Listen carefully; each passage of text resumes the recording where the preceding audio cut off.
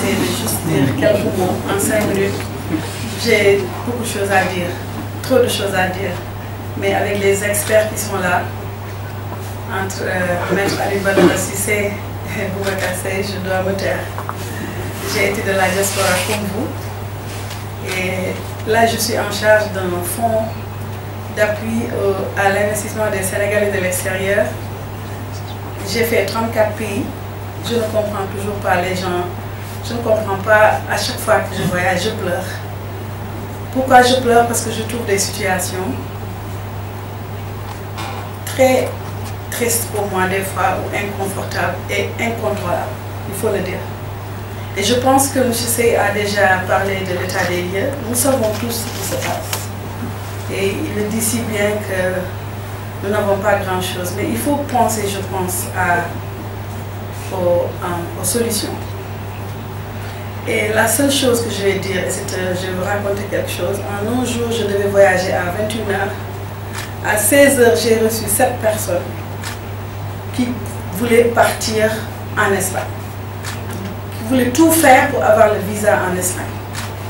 Et je devais partir en Italie ce jour. Le lendemain, je suis allée à la gare de Milan.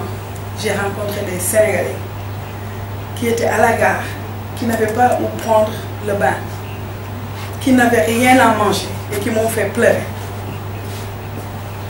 Et le soir, j'organise une réunion pour financer des gens et certains me disaient, moi je veux rentrer au Sénégal. C'est juste pour vous dire que c'est un peu complexe. Il y a l'information qu'on doit donner à ceux qui veulent partir et qui ne savent pas quoi trouver là-bas. Informer les familles qui pensent qu'il faut bien que leurs enfants aillent en Europe ou en Amérique.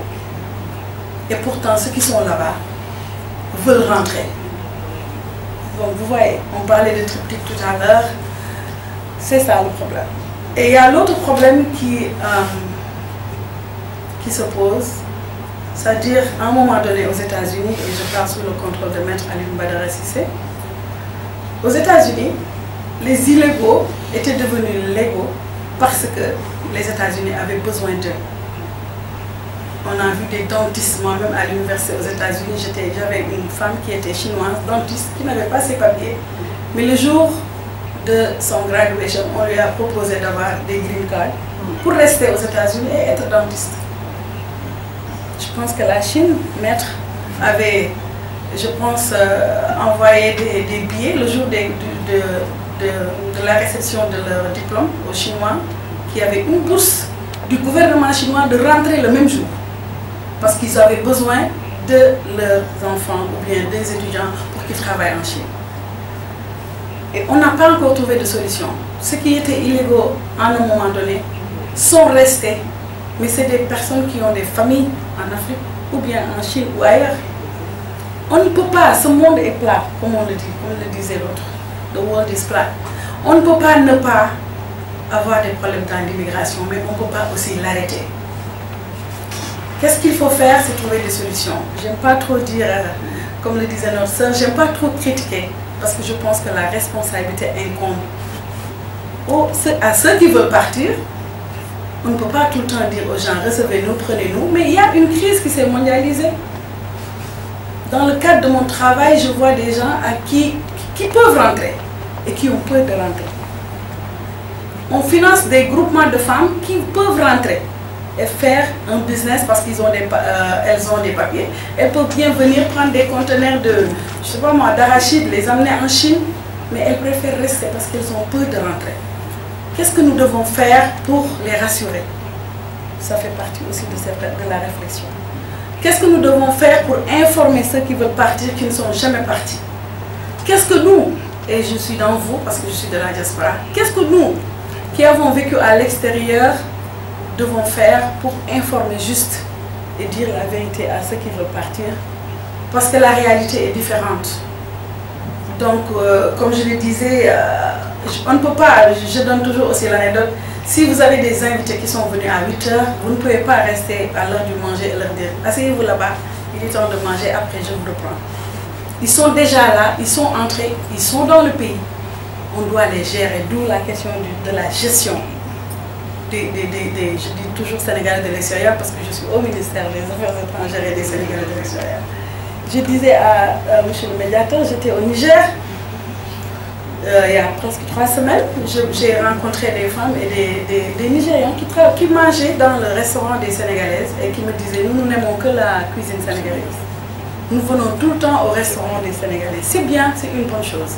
C'est des gens qui se sont intégrés, des femmes qui ont des restaurants, qui font vraiment un bon business.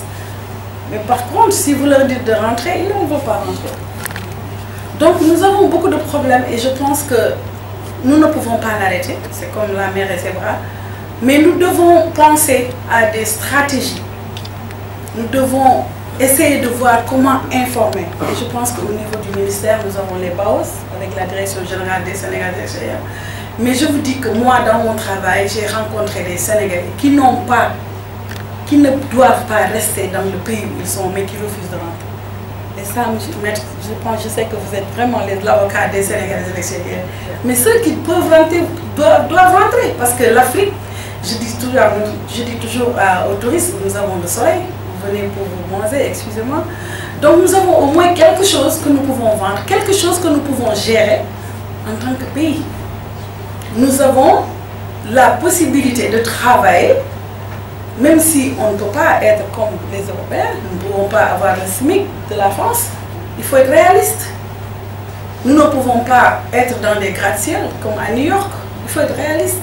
Mais est-ce qu'être à New York dans une chambre avec 10 ou 20 personnes, ne pas manger à sa faim, vaut mieux que rester au Sénégal dans un village où il y a de l'air, où il y a beaucoup de choses? Et je me pose ces questions.